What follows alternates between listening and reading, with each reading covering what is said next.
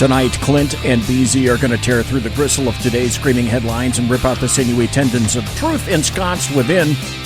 All from the hoary streets of Sacramento, Fornicalia, exposing the trembling toadies, the sniveling jackanapes, and the fripperous fop-doodles infesting altogether too much of this great nation of ours. Please feel free to partake of our chat room at shrmedia.com. Now, of course, we feature the effervescent contrarian sackheads Clint plus the unrestrained bulbosity of myself, the Zipmeister, doubling your late-night conservatarian talk show pleasure with double the hosts. Some contents may have settled during shipping. Member FDIC batteries not included. Terra Cross dotted line. Hecho in Mexico. Patent pending. Warranty void in Montenegro.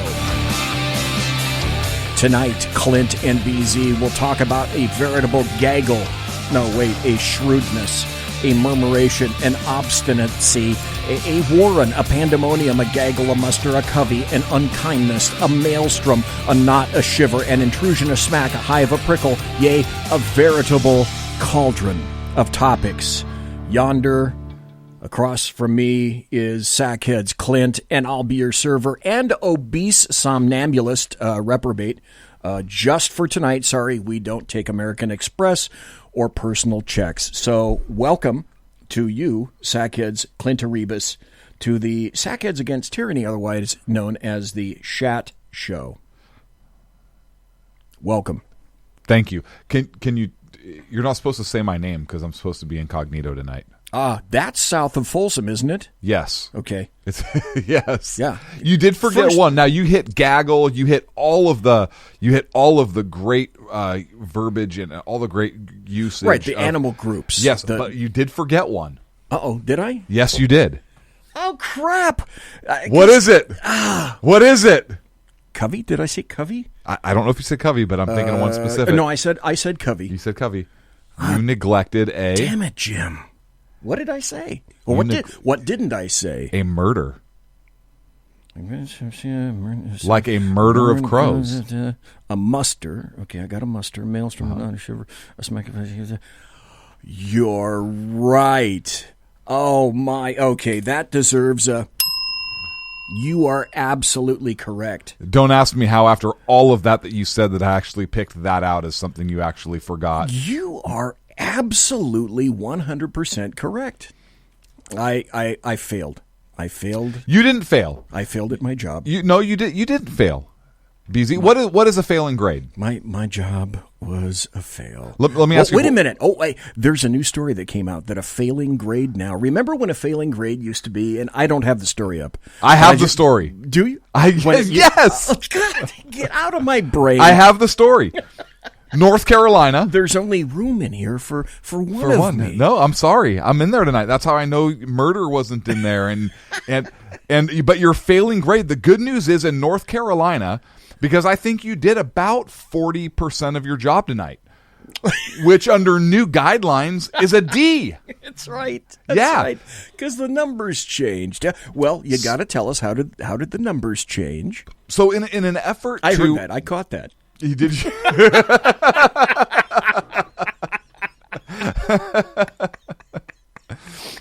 Don't think I didn't catch that. I'm sorry. Go ahead, please. So, in an effort to continue the degradation of education here in America, right? Because it's not sufficiently dead yet, right? Yes, and Common Core didn't quite get us there. So, the legislature of North Carolina, in their infinite wisdom, because this is exactly where government needs to be in the discussions that they need to be having, right? They put forth House Bill number 145. And it is under consideration. I don't know if it passed today or not. I haven't seen an updated vote. But what they want to do, look, we all know that an A was between what, BZ? Oh, God. 90 to 100, correct? Yeah, and then B was 80 to 89. Okay, right. Right. And so like 80 was a B minus. I just remember the cutoff. Right. This is the only thing I remember from my days of yore long ago is that, if I'm not mistaken, I think a 60 percentile, that or below, was an F. So it used to be. It was cut out like every 10%. So 90 to 100A, 80 to 89. Was I kind of close? 70. So 60 to 69 was a D. Okay. And then right. and then 59 and below, so you were close, is a failing grade. Okay. And you also had degrees, right? You had if you were you had a if you were a plus. 100, that was an A. You were an A plus student. If you were a 90, you were an A minus student. Right. Okay. I remember pluses and minuses. Yeah. If you were right smack dab in the middle, you're an A student. Excellent. North Carolina, in their infinite wisdom, because everybody gets a trophy, and because kids need to feel good about themselves, and because too many kids are not performing well and failing, the state legislature decided that rather than take a look at the educational issues at hand, i.e. Common Core. I don't know if North Carolina is a Common Core state. If they're pulling this crap, I'm guessing that perhaps they are.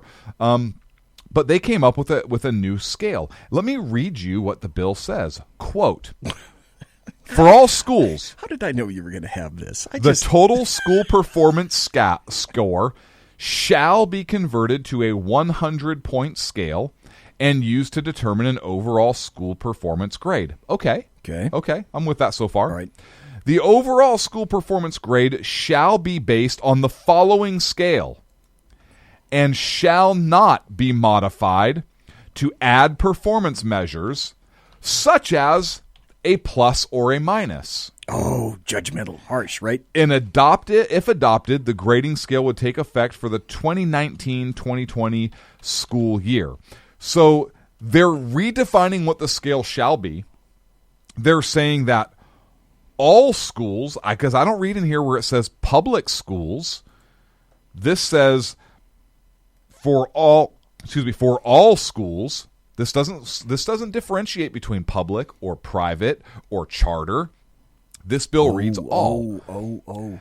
And then it says... That's an interesting point. Yes. Just in and of itself right there. Yes, it is. And then it says that the overall school performance shall be grade and shall not be modified to add any other designation related to other performance measures, which means here is your scale. This is what you shall grade. And wait till I'm going to tell you what the scale is here in a second. Okay. This is what your grading has to be. And you cannot use other performance measures for your students, which means if you have, the way I'm reading this, if you have a charter school or if you have a private school and you want your students to excel at a greater level, you want to add some other way to measure their performance. You want to see perhaps college preparatory, or maybe using some kind of ACT or SAT or citizenship score or something else to measure or gauge performance to get a better snapshot of how your school is performing in a particular area or whatnot. You shall not use that. Here's the following scale. An A is from 85% and up. Okay. To 100. So what used to be a solid B is now an A. Now, okay. For a B, great. For a B, it's 70% to 84%. So what used to be a solid, a C minus score, a 70, what used to be a C minus score, almost a D, is now a solid B. Your C grade is a 55%. Remember, an F, a failing grade used to be 59. C, an average grade. Remember, C is considered to be average. Well, not now. It's a scale. We can't say average or above average or below average because that's too judgmental, correct? But a C is now 55%, up to 69%. So what used to be a D to an F is now considered C work. Okay, so what is... Oh, I'll get there. Okay. I'll get there. Let me throw this out there. What number is it that's just the number just above a failure? 40. What is that? Okay. 40. Okay, and I know you have things to say, but I'm going to go somewhere with that. 40. I'm going to go somewhere with 40%, but you finish what you were going to say. An F is a 39% and below. 39%. If a student takes a 10-question test, if they get 4 correct, they still pass. They pass. If it's a 100-question test and a student gets a 55% on that test, they get a solid C. Well, clearly, apparently, if they get a solid C, that means they did the work, right? What work did they do? Did they get to the next level on their next video game? Okay, I got a question for you, and maybe it's somewhere in that article that you just read. But the first thing that came to me was, all right, now that indicated that it's all schools. Yes. Again, it doesn't make any kind of a delineation the bill reads for all schools. A public school, a private school, a charter school, correct, a university. This says for all schools. Okay, so under that assumption, and this is what state now? This is North Carolina. North Carolina of all places. Yeah, which is really weird. Let me throw this out here to you now. You had something to go with 40. Yeah. So let's say you're in a medical school, and you under 40%. this bill, you pass with 40%. And that's a passing grade. That's not a failing grade. So at 40%, at the conclusion of that school, and this is a question for you, what did they get to call you at the conclusion of your school? Doctor. Yes. Yes. Yep. They get to call you doctor. Yes, they do. With a 40%, which means you don't know more than half the shit you need to know. That's going to go really well for North Carolina, don't you think? I don't see any problems with this. Doctors get shipped out, right? For residency? Oh, God. Don't doctors get shipped out for residency? Yes, they can. Yeah. If that test. Well, now wait a minute. The doctors have. They still have a medical board. They have to take their boards. Correct. They have to take their boards. So, but still, but do the boards become subject to this? I don't think so, because they're boards. Because right? now you're dealing with a specific profession. Okay, so maybe in school you can be a dumbass, but you actually have to know your crap to be able to pass the test. Okay, maybe. Look, I'm going to be the first one to admit I'm reading the bill and taking the text based upon what I am reading, and this says for all schools. There may be something somewhere in this bill or something that I'm not seeing that could say this is for only public schools or not for universities. I'm just we're making the speculation based upon the text as we have it right now. Okay, so, let me throw this out there. In North Carolina, theoretically, you could pass doctor school and then go to take your boards for, North Carolina for that state and not pass, and therefore you wouldn't be a doctor. So at this point, according to the way that you're reading it, the schools could fall in that direction, and yet you could pass but still not be a doctor. So there's actually still a final line between stupidity and getting to be an actual doctor. Maybe. What if you get lucky? What if you just happen to check C? Through all of them? Through all of them. Okay. Now, I don't know what you said you had a great story to tell, and we're going to get to. No, that is the story. Oh, that is the story. Okay. Yes. All right. You just happen to give me the perfect segue into the opportunity for that. Okay. Yeah. Okay. So the last action: refer to Committee on Education K through 12. If favorable, rules, calendar, and operations of the House on 225. So this went to the Committee on Education K through 12.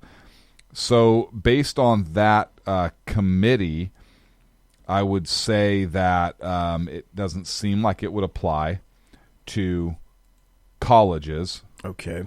However, an act to adopt a 15-point scale in the determination of school performance grades. The State Board of Education shall calculate the overall school performance score by adding the school achievement score, blah, blah, blah. School achievement score of at least, it was a 90, crossed out to 85. So it actually is, yep. Wow. What do you think, BZ? Where else are we going to see this? We know that the purpose in doing that is to, I'm assuming, and you're right, North Carolina was about the last state in which I would expect this would occur. But I can only assume that the goal here is to be ever more inclusive for lots of other people who otherwise would not pass and go on to, I don't know, pulling the lever at your local coffee shop that makes things go because that's what, your degree is worth now. Mm-hmm.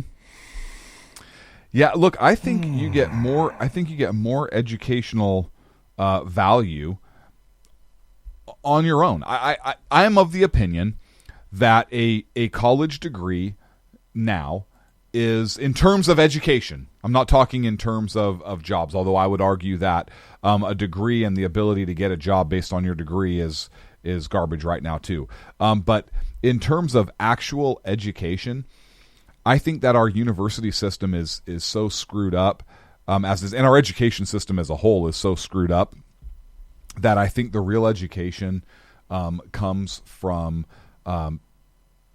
outside of those traditional school sources. And I say that because I think that in school, and particularly in most colleges, you get a certain perspective. The textbooks you're studying are somebody else's interpretation of blah. Right. Insert subject.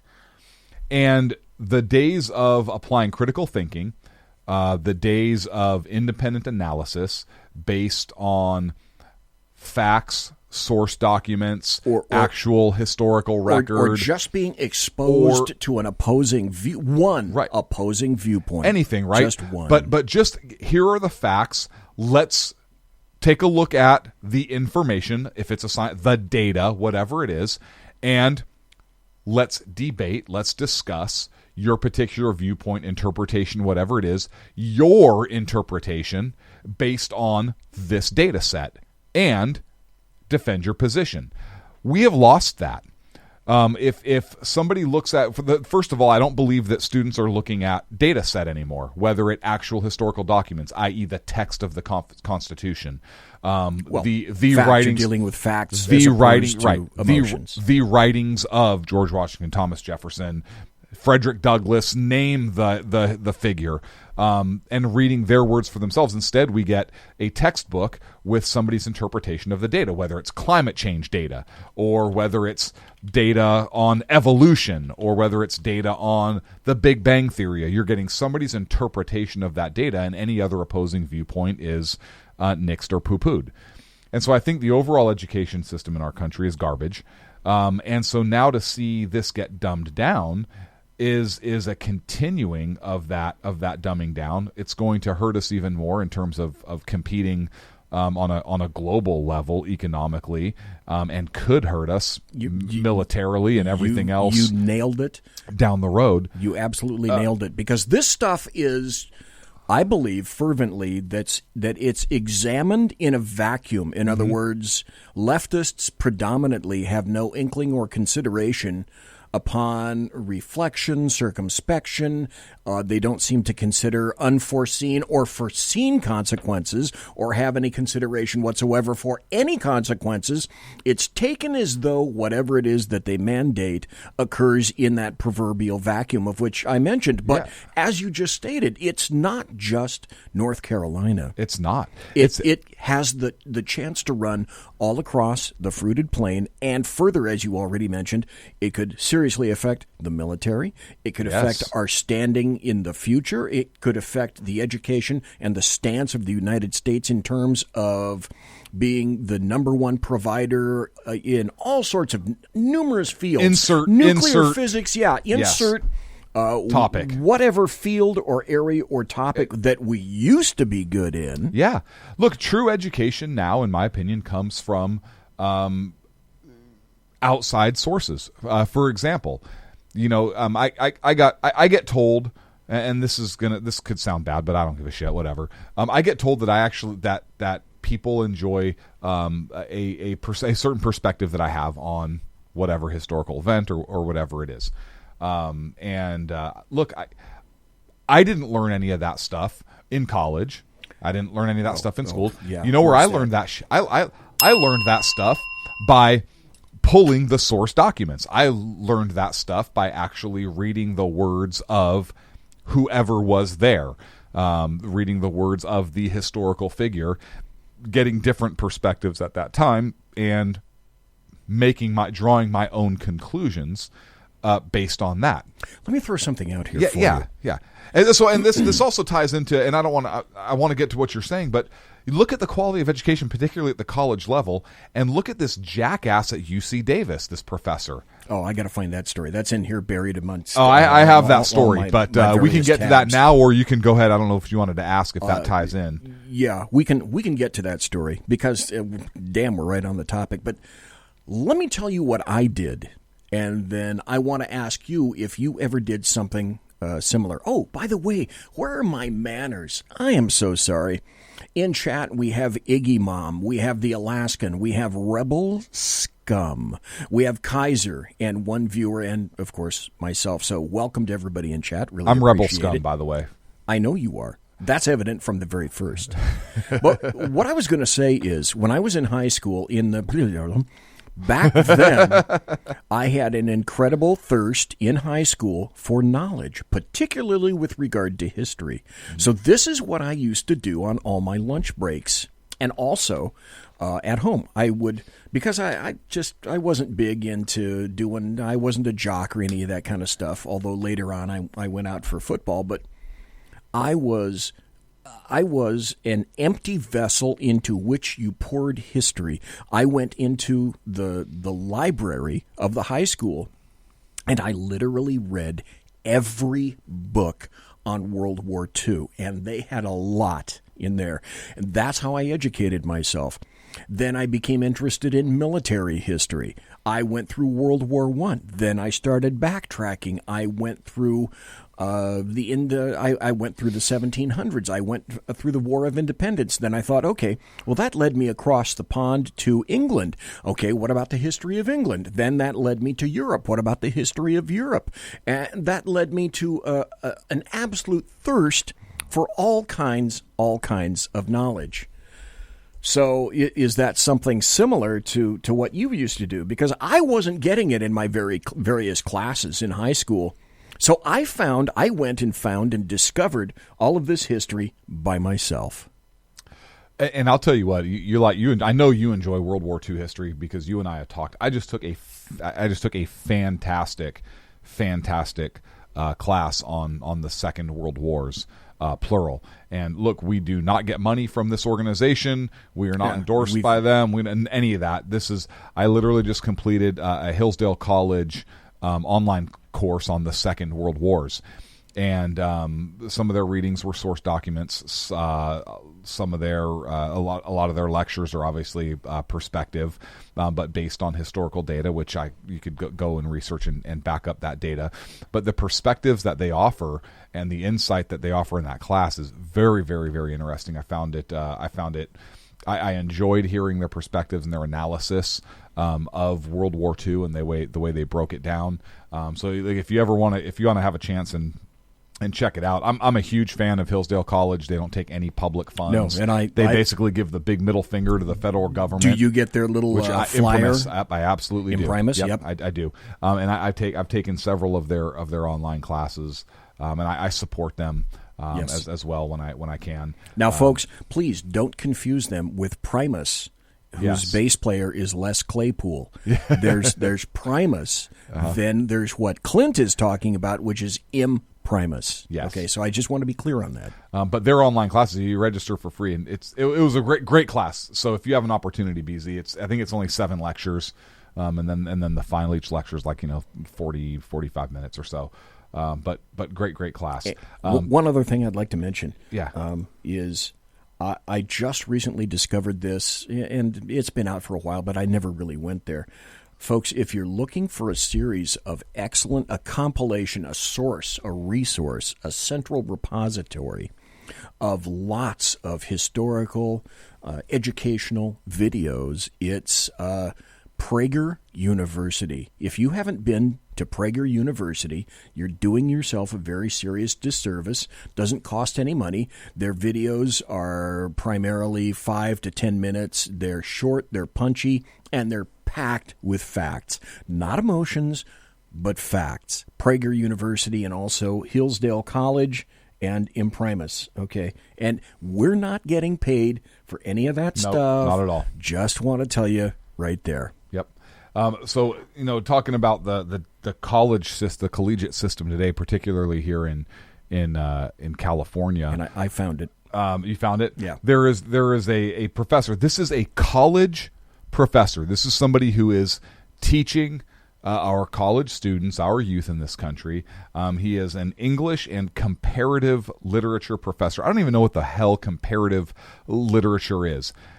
What do you take two books and hold them up to each other and see if one's longer? This wider. One's yellow and this dust cover is blue. Yeah, dust covers. Does that show how old that I am? Does that ever? Does anybody know what a dust cover is? Okay. So this you the University of California grocery bags. Yes. Huh? Yes. Yep. I had to explain to my my teenager why the symbol for a phone on the cell phone is a handset. And they're probably thinking, why is this the symbol for a phone? This looks nothing like the phone. Yeah. And in that realm, it's true. I had to show what a handset was. Yeah. Think on that one, folks. Yeah. So this is UC Davis professor Joshua Clover. He's also a poet, which is nice. And doesn't know it, but his feet show it because they're Longfellows. And let me read you a November 27th, 2014 tweet. Quote, "I am thankful that every living cop will one day be dead. Some by their own hand, some by others. Too many of old age. Hashtag let's not make more." December 27th, 2014, quote, "I mean, it's easier to shoot cops when their backs are turned. No?" Great. January 31st, 2016, quote, "People think that cops need to be reformed. They need to be killed." Published in an interview from that lovely Professor Clover. This is a University of California, Davis. Maybe you should tell them what it is that he does or what it is that he teaches. His work focuses, like you said, on critical and political theory, political economy, poetry, poetics, and Marxism. So let me read you this. So this is from litscene.com. And this is Evan Karp, January 31st, 2016. This is, again, LITSEEN.com. And I'm going to quote from this article. And this is an interview with Joshua Clover from the Right Stuff, WRITE Stuff series over at San Francisco Weekly, SF Weekly. Quoting, "Joshua Clover is a communist. Marxism. Though various communists don't think so. He is a professor of literature and critical theory at the University of California, Davis. A national award-winning essayist. Of course Poet he is. And cultural theorist. He was a senior writer at The Village Voice, once quit as a senior writer at Spin, and has a column at The Nation. He has collaborated on writing, publishing, conference organization with Jasper, blah, blah, blah, blah, blah, all these other bullshit. His latest book is Red Epic." Well, of course it is. I'm quite frankly, I'm a little surprised that they didn't feature that he's a member of the Communist Party. He has to be a member of the someone's Communist Party somewhere, don't you think? Yes. So what people ask, what do you do? You tell them, The what do you do question is usually en route to a more interesting conversation, so I think it can be good to move past it pretty swiftly. Recently, the best conversations I've had with strangers have begun. Can I ask you why you're reading that? Oh, he's so intellectual. Is this something that you can hold over for the break and come back? Okay. Yeah, absolutely. All right. Tell you what, let's do that, folks. We're going to take a break. We're going to be right back. You're listening to Heads CLINT, who is over there, and Heads BZ, who is over here, on the SHR Media Network. This is the Heads, the Shat Show, the Heads against tyranny. Conservative media done right. You're listening to the SHR Media Network. Hey, it's Sean from the Sackheads radio show, also one of the owners here at the SHR Media Network. Are you opinionated? Have you ever wanted to do your own show? Have you ever heard somebody like the Sackheads and go, yeah, I could probably do that better? Well, now's your chance. Send me a 5-minute clip at sackheadsradio@gmail.com, and maybe you can be part of the SHR broadcasting team. sackheadsradio@gmail.com.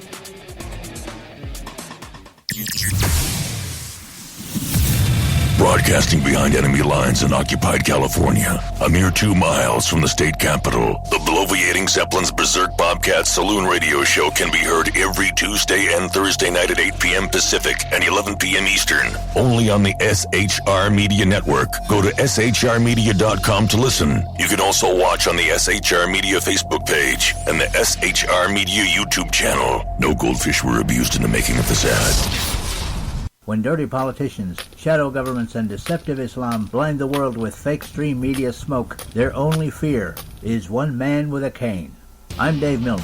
Join me through shrmedia.com, highplains.talkradio.com, and the Western Free Radio Network at Spreaker, YouTube, and iTunes for a different perspective weekly on the Unpleasant Blind Guy. And catch me on Jeff Mitchell's EDL Radio on blogtalkradio.com. There's no surrender ever, because truth is not always pleasant. Hey guys, it's Head CLINT. I'm excited to tell you about a brand new show here on the SHR Media Network. I'm teaming up with the one and only all-powerful, the bloviating Zeppelin, sitting here to my left, bringing to you a fresh new show here on the network. It's Against Tyranny. And we'll be picking up where the Sackheads left off. Excited to be with you, sir. Sackheads against tyranny. We're going to chat. We're going to chat Wednesday nights. S-H-A-T. Sackheads against tyranny. Wednesday night, 11 p.m. Oh, it's the same time, right? 11 p.m. Eastern, 8 p.m. Pacific. Same sack time, same sack channel. Yep. SHRmedia.com. See what I did there? It's your business diva here, Melanie Collette. I am inviting you to a front row seat as I discuss some of the most intriguing details of wealth and finance with today's movers and shakers in the world of business. Listen in and discover financial truths on a global, domestic, and household scale. Uncover topics that will impact your wallet today and in the future. Money Talk with Melanie airs Monday through Friday, 5 p.m. East, 2 p.m. West, right here on SHR Media and High Plains Pundit Talk Radio. You can't afford to miss it. Human by race, Christian by faith, American by nationality, and conservative by choice. Reverend Ralph J. Chittum Sr. is the right guy on SHR Media from 8:05 to 9 p.m. Monday through Friday. And if on the rare occasion I am ever wrong, I will still always be right. The right guy on SHR Media. Hey, this is Michael Wright. And I'm Shannon Wright. Join us for The Right Way with Shannon and Mike, Monday through Thursday from 7 to 9 a.m. right here on SHR Media.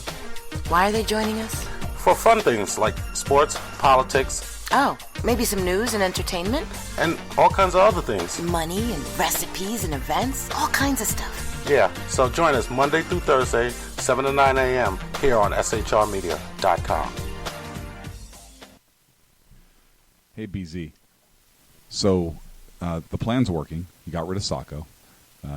Sean is now stepping away. I never even saw him. And I know, and insidious. You know, we talked about this for, for the last 3 years. And finally coming to fruition. You know I'm still in the room, right? It's almost like he's here still. Did you hear that? Yeah, it's kind of... It's amazing. It's kind of... at you. It's kind of eerie. poltergeist. Like a kind of thing. poltergeisty thing. Yeah, Sackheads Against Tyranny. You're listening to the SHR Media Network. I can't still hear shit. I have audio.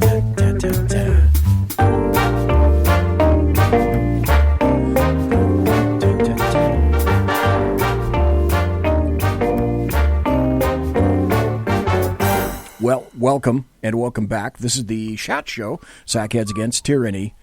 I am Sackheads BZ, and let's see, right over there is Sackheads Clint. Right there's poke. I'm BZ. poking the envelope right there. Did your headphones work in the previous segment? No. Not at all. No, Okay. that's why I just have them off. I can hear you just All right. fine. I don't need to hear the other stuff through the headphones. Okay. So we were talking about this crazy ass university Jacktard. professor.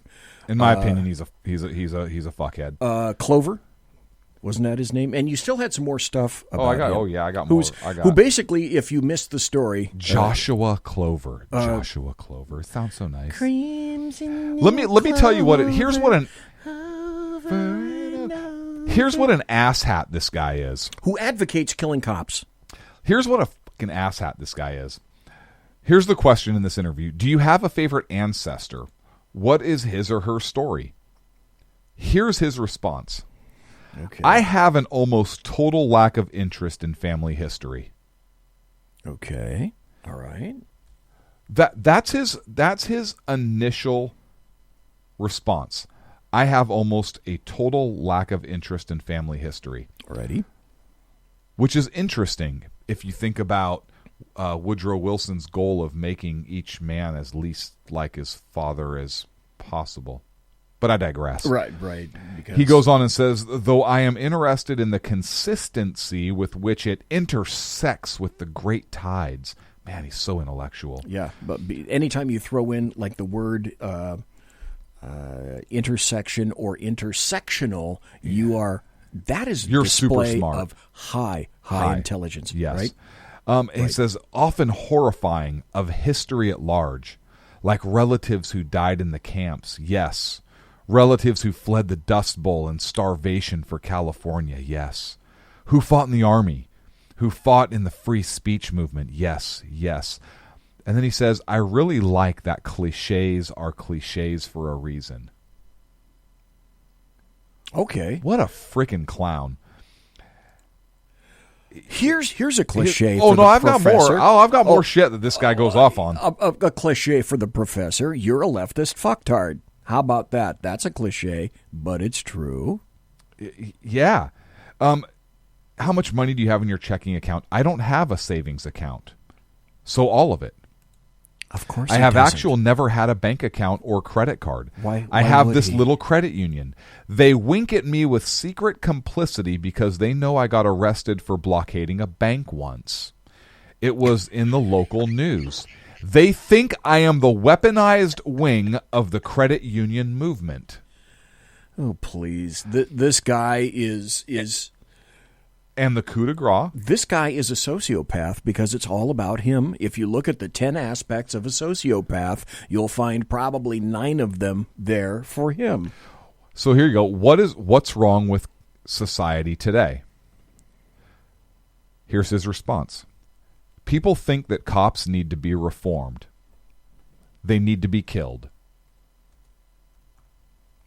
Right. Well, That's it. You said that before, and that's his entire response. But I wanted to give context. But those are simply variations on a theme. The theme is kill cops, and he has a ton of variations on that, right? Which, if you're thinking about if a communist revolutionary really wants to make change in this country, what is one of the things they have to do? They have to kill cops, right? They have to kill those that are sworn to uphold the law of the land and uphold the Constitution, and that's what they do. So that makes perfect sense to me. But the sad thing is as angry as that story makes me, because this individual is allowed, first of all, as a communist, but second of all, as somebody who outwardly advocates the killing of another human being, another innocent human being. And I'm sure he believes that his job there is to advocate that and let that be displayed to all of his students. As far as he's concerned, it's his job to inculcate that philosophy into everyone that steps through his classroom door. And how in the hell... Do you not think so? How in the hell is public tax dollars being used to fund, number one, somebody advocating the killing of cops, not the killing of somebody we're at war with, not the killing of somebody who is trying to kill other innocent people or anything like that. It's killing cops, something that even in the state of California is considered such an extreme perspective or extreme act that it is still will get you a ticket to death row. Except for Kamala Harris, right? Except for Kamala Harris, but that's another story for another day. But on the books, killing a police officer in the state of California is considered a special circumstances, and it will give you a membership to death row if convicted, or it can. And this guy is advocating for that. Number two, we have public funds. So this guy is advocating doing something that is a capital offense. The other thing is you have public tax dollars paying the salary of a communist. And a communist... Oh, and he's tenured. You know he's tenured. Fuck yeah, he is. So you can't screw with him. And a communist, make no mistake about it, wants to bring about the downfall of society as we know it. They want to bring about the downfall of the republic, the Republican government, little r, Republican government that we have in this country. This individual is an enemy to our country, to the American way of life, to society as a whole, and he is allowed to continue to be paid with tax dollars, and worse than that, in my opinion, he is able to continue educating, quote-unquote, kids. Here's a question. Wouldn't people like this be happier if they were installed in Russia, say? Or wouldn't they be happier if they were installed in, downtown Beijing? Or wouldn't they be happy if they were installed in North Korea? And I would respond with the answer of no, they're much happier where they are because their job, as far as they see it, is to be a spoiler. Their job is to bring about the revolution from the inside. America would never be destroyed from the outside. America will be destroyed from within.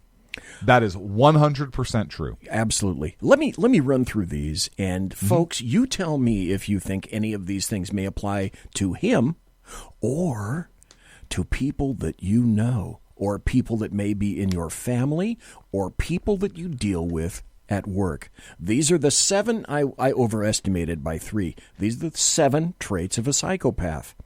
The first one is pathological lying and manipulation. Do you know anybody that lies frequently and clearly tries to manipulate people? Sean's not even here to defend himself. I know, it's very sad. Number 2, lack of morality and essentially the embracement of rule breaking. I see a lot of that, don't you? Number 3, lack of empathy and cold-heartedness. I think we're seeing some of those traits in the individual that you just mentioned. Number 4, narcissism and false superiority complex. Again, take all these points and see if they apply to anybody that might be in your realm that you come across, either in your personal life or at work. Number 5, gaslighting and psychological bullying. When somebody puts you down, leaves you feeling like you can't do anything right, or makes you feel worthless and bad about yourself in general, it's emotional abuse. Number 6, we're almost done. Lack of contrition and self-serving victimhood. Sound familiar to anybody? And number 7, the situational sociopath or psychopath, because everything with them deals with them and revolves around them and is situational, involving them. I again ask, anybody sound like anybody you know?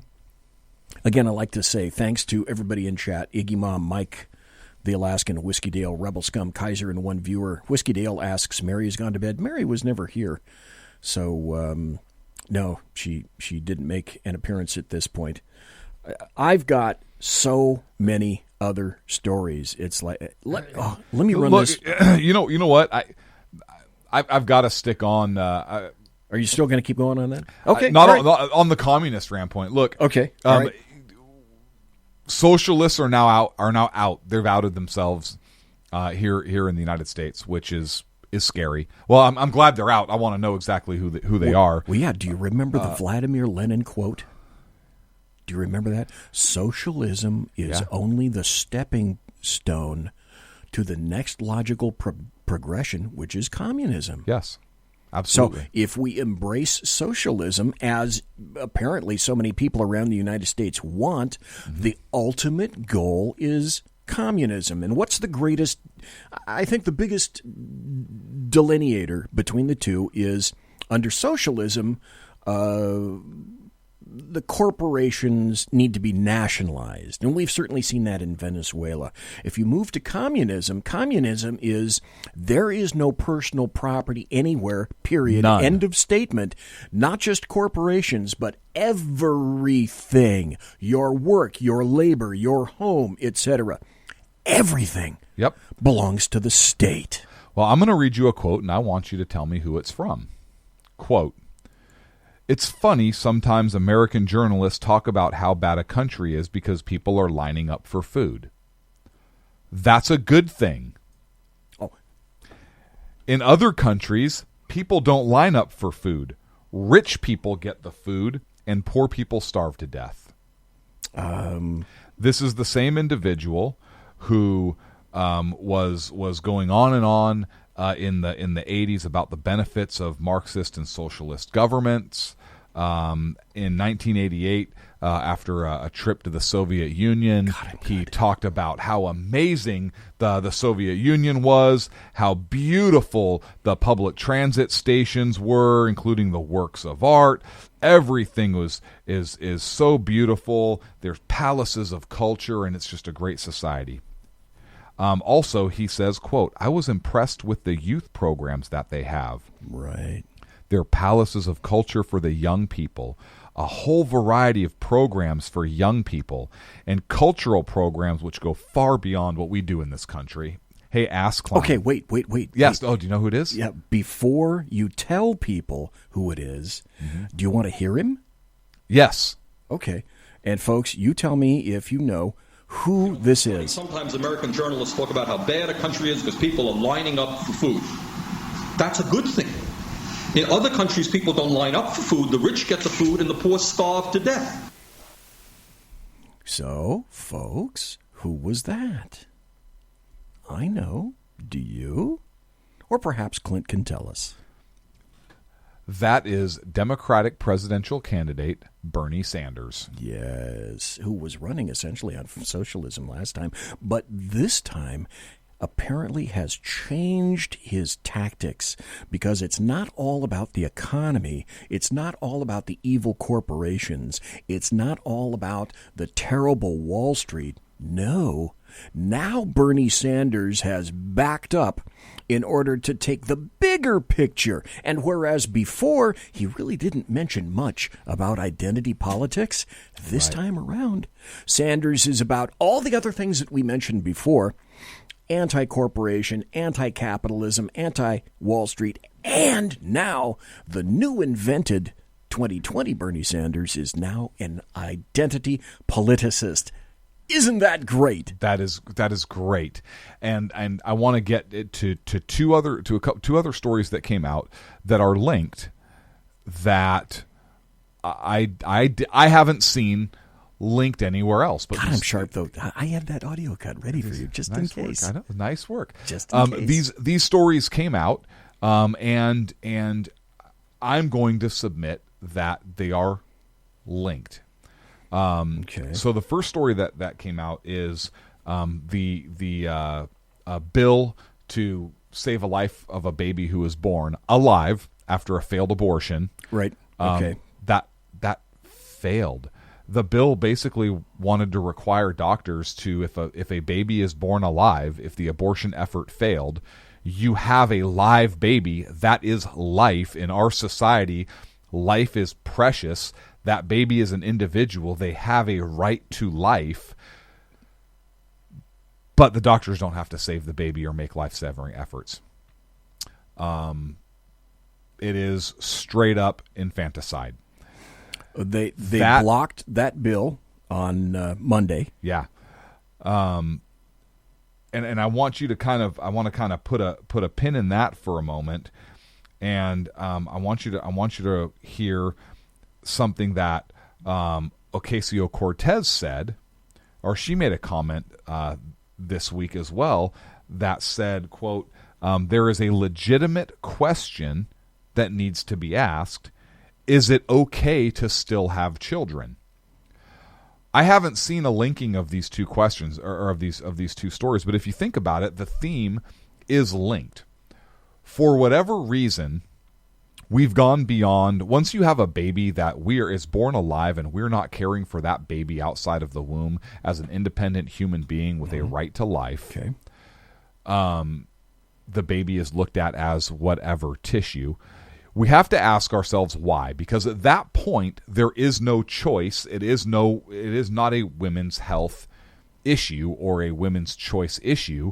The choice was, I guess, to have the baby out of the body. Well, the baby's out of your body now. Now you have an independent life. It should theoretically be an entirely separate issue, yes, right? It should be an entirely separate issue. So why is it not? This remark by Ocasio-Cortez is very interesting to me because... By the way, if you think that I have the audio for that, you might be right. Oh, I'm sure you do. But go ahead and play it for him, and then I want you to think about why is this important to have these two stories together? Because it's so casual. And I wish I could show you the video, but yeah. I mean, it's just she mentions.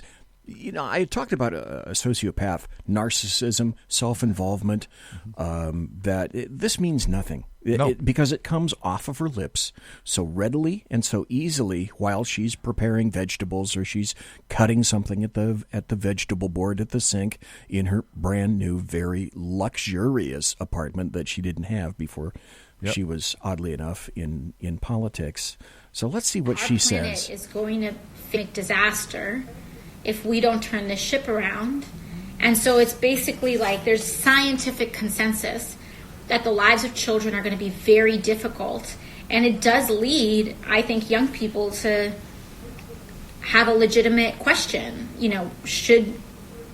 Is it okay to still have children? And I mean, not just financially, because people are graduating with $20,000, $30,000, $100,000 worth of student loan debt. And so they can't even afford to have kids in a house, but also just this basic moral question, like what do we do? And even if you don't have kids, there are still children here in the world, and we have a moral obligation to them to leave a better world for them. And this idea that if we just, I've been working on this for X amount of years, it's like not good enough. Like we need a universal sense of urgency, and people are trying to introduce watered down proposals that are frankly going to kill us. Right. A lack of urgency is going to kill us. It doesn't matter if you agree that climate change is an important issue. At this point, it doesn't matter. If you believe climate change is a problem, that's not even the issue. The issue is...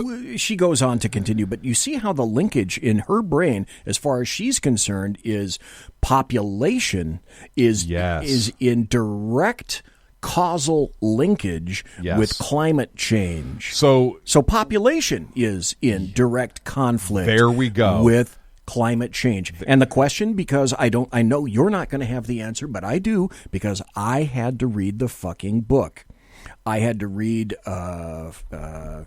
Future Alvin Toffler, Future Shock by Alvin Toffler. And I also had to read Paul Ehrlich's book.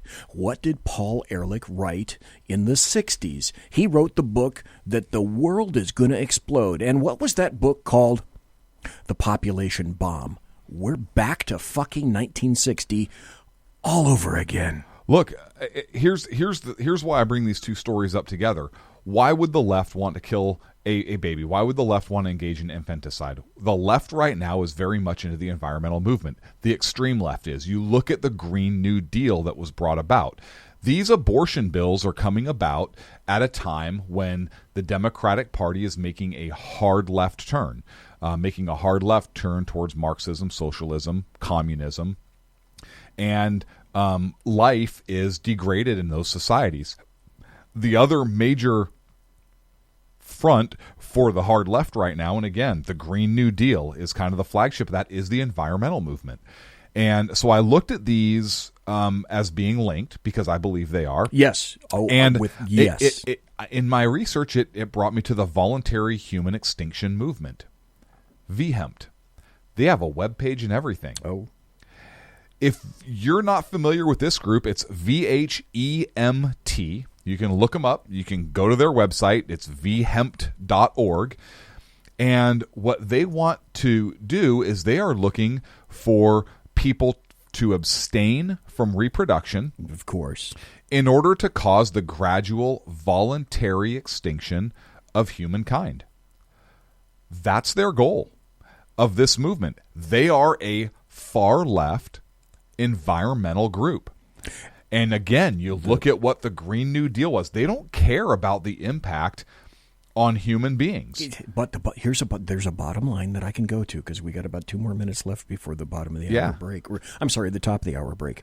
To everyone who advocates that, including Paul Ehrlich, I humbly say, and I mean this with every fiber of my being, I really do. It distills down to 2 words. You first. You first. Yes. Okay, great minds. That deserves a... Like, I've been in your head a couple times tonight, huh? God dang it.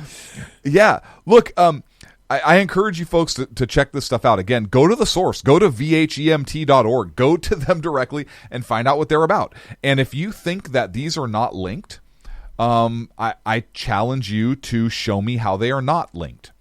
And given the direction of the parties and kind of looking at the lay of the land, I believe they believe it that they are. Yeah, I believe they absolutely are, and so I think they're important to talk about together. And I know we're up against a break, so I'm gonna leave it at that. Let me throw this open to you, and you may know this. There was also a big UN proposition or a proposal or something like that, and it had a name. I know, Agenda 21. And folks, if you haven't read Agenda 21, I believe it's still kept under UN archives, or you can go to your favorite search engine and just type in clickety-clickety-click, quick like a bunny, Agenda 21, and then see what you get out of that. Anyway, you're listening to Sackheads Clint, who is over there, and I am Sackheads BZ, and we'll be right back. This is the Shat Show, the Sackheads Against Tyranny. Don't go anywhere, please. Conservative media done right. You're listening to the SHR Media Network. Hey, this is Michael Wright. And I'm Shannon Wright. Join us for The Right Way with Shannon and Mike, Monday through Thursday from 7 to 9 a.m. right here on SHR Media. Why are they joining us? For fun things like sports, politics. Oh, maybe some news and entertainment? And all kinds of other things. Money and recipes and events, all kinds of stuff. Yeah, so join us Monday through Thursday, 7 to 9 a.m. here on shrmedia.com.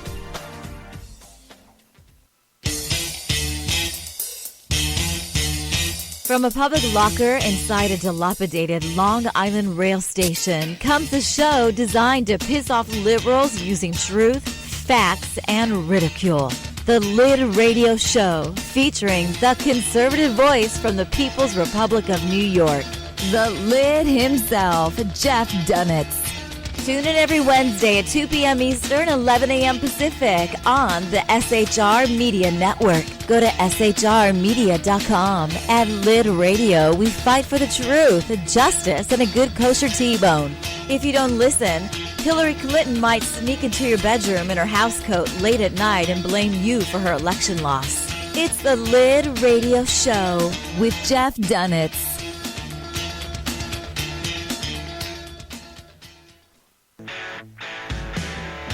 Hey girls, Carry Girl Gear is here. More and more women every day are concealed carrying, participating in competitive shooting, and getting firearms training. It's not a boys' club anymore, and we don't have to shop in their stores anymore either. Finally, a cool and unique clothing line just for women. Dope tees and hats for the patriotic concealed carry and 2A girl. So what are you waiting for? Go check out carrygirlgear.com today. It's your business diva here, Melanie Collette. I am inviting you to a front row seat as I discuss some of the most intriguing details of wealth and finance with today's movers and shakers in the world of business. Listen in and discover financial truths on a global, domestic, and household scale. Uncover topics that will impact your wallet today and in the future. Money Talk with Melanie airs Monday through Friday, 5 p.m. East, 2 p.m. West, right here on SHR Media and High Plains Pundit Talk Radio. You can't afford to miss it.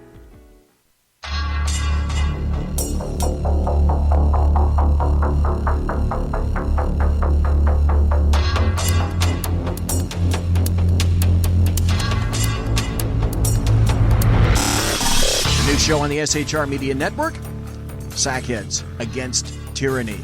On shrmedia.com. Go there quick like a bunny, 11 p.m. Eastern, 8 p.m. Pacific, every Wednesday. Live and direct on the SHR Media Network. shrmedia.com. Be there.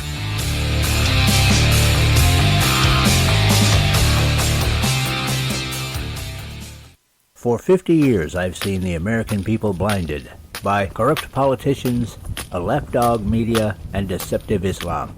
The one thing the elites fear is one man with a cane. I'm Dave Milner. Join me through Spreaker, iTunes, and SoundCloud, through SHR Media and the Western Free Radio Network, for half a century of experienced perspective on political and social issues, weekly on The Unpleasant Blind Guy.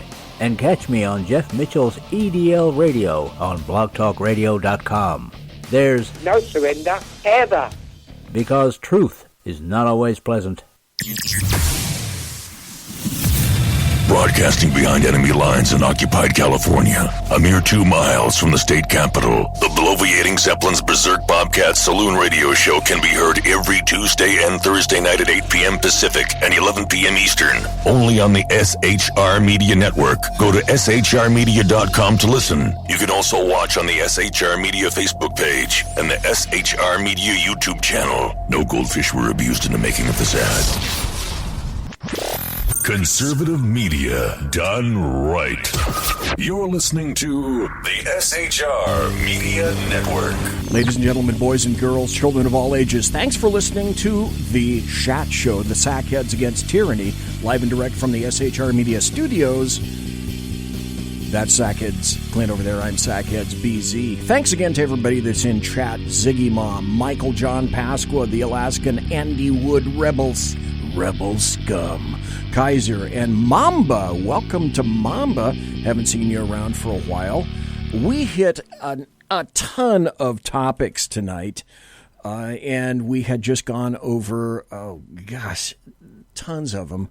The last was the population issue. What were the letters of that, Clint? That VHEMT.